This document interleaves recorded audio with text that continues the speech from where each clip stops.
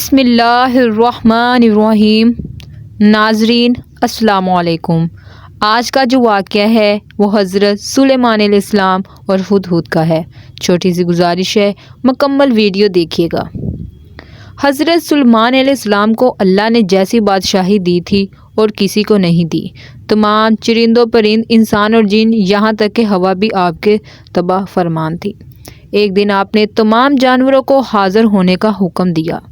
حکم پہنچتے ہی خشک تری کے تمام جانور حاضر ہو گئے۔ حضرت سلیمان علیہ السلام نے تمام جانوروں کی بولیاں جانتے اور سمجھتے تھے۔ آپ علیہ السلام نے فرمایا، جو کمال کسی پرندے میں ہو وہ بیان کرے۔ ہر پرندہ اپنا کمال بیان کرتا جا رہا تھا۔ ہدہد کی باری آئی تو اس نے کہا، یا حضرت، جو مجھ میں جوہر ہے وہ کسی اور میں نہیں۔ میری نظر بڑی تیز ہے، مجھے ذرا ذرا دکھائی دیتا ہے۔ اگر میں اونچا آسمان پر اٹھ جاؤں پھر بھی مجھے زمین کی ذرا ذرا چیزوں کو دیکھ سکتا ہوں۔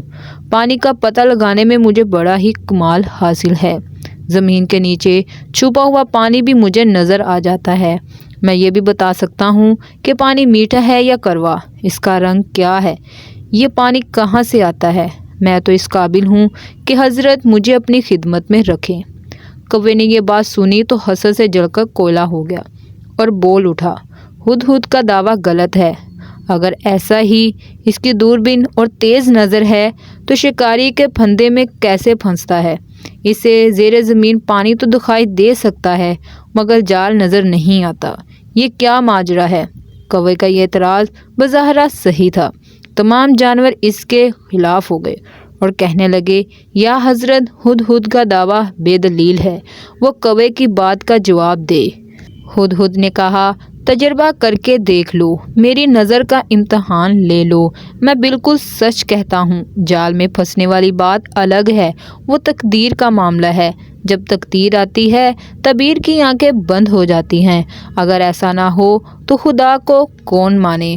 مخلوقات میں کوئی اس عقل کو نہیں پہنچ سکتا مگر اس کی عقل بھی تقدیر کے سامنے کچھ کام نہیں کر سکتی۔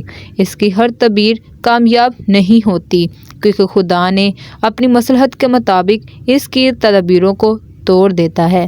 جب ہدہد نے یہ جواب دیا تو سب کی زبانیں بند ہو گئی۔ حضرت سلیمان علیہ السلام نے فرمایا، ہدہد نے سچ کہا ہے۔ حضرت سلیمان علیہ السلام نے ہدہد کو اپنی خدمت میں رکھ لیا۔ تو ناظرین، اس واقعے سے ہمیں یہ سبق ملتا ہے کہ کسی کو بھی اپنے سے کمتر نہیں سمجھنا چاہیے، کیونکہ اللہ تعالیٰ نے ہر کسی کو کوئی نہ کوئی خوبی عطا کی ہوئی ہوتی ہے۔ تو ناظرین، یہ تھی آج کی ہماری ویڈیو اچھی لگی ہو تو میرے چینل کو سبسکرائب کر دیں تاکہ ایسی آنے والی مزید ویڈیوز آپ دیکھ سکیں۔ اللہ حافظ۔